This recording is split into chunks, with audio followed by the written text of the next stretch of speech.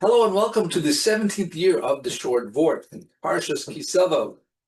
This is adapted from the Torah of Tiferes Shimshon by Reb David Shimshon Pincus, 1944 to 2001. Thank you to Rabbi Daniel Glatstein for sharing a shiur on this topic earlier this week.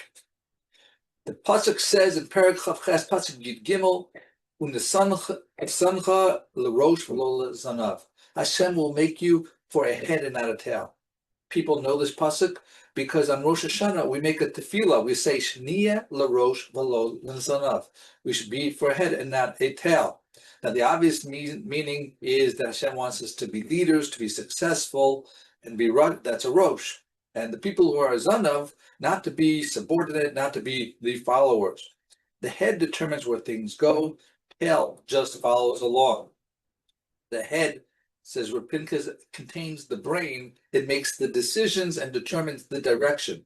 The tail doesn't decide anything. The tail just follows where the body goes.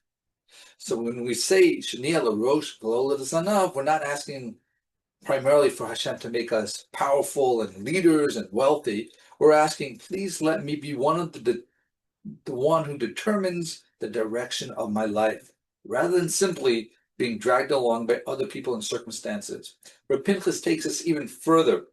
He says that a person can spend his entire life doing the right things, learning Torah, doing mitzvot, giving tzedakah, being a frum Jew, yet he's nevertheless considered a tail. He gives an example to imagine that after 120 years, someone goes to judgment and has learned Daf Yomi, many cycles, and he's told that he's a Zanav. Why? Because he didn't make the initiative by himself. He was following the other people, peer pressure, his family, his friends. They were all doing it, so he did it. But it wasn't something that he thought about to take the lead.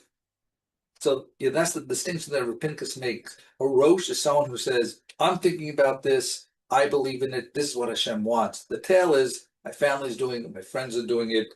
My community is doing it. I'm going to follow along. It reminds me of a rare Shabbos in Brooklyn where I was walking on Ocean Parkway on a Friday night, and out there were teens or 20-something Jews wearing black hats, black suits, and a white shirt, but were smoking cigarettes. They were Machal Shabbos. They were off the derech.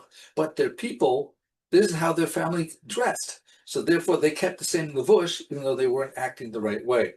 They were following others.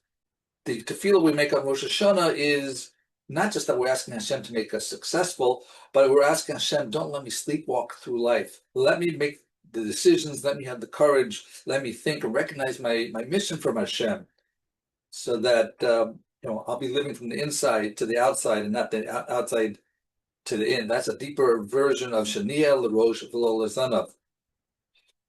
Connecting it to Rosh Hashanah, Pincus's interpretation can show that when on Rosh Hashanah we want to make Hashem the king, part of our being connected to that Malchus is for us to stop being slaves to the pressures and influences around us.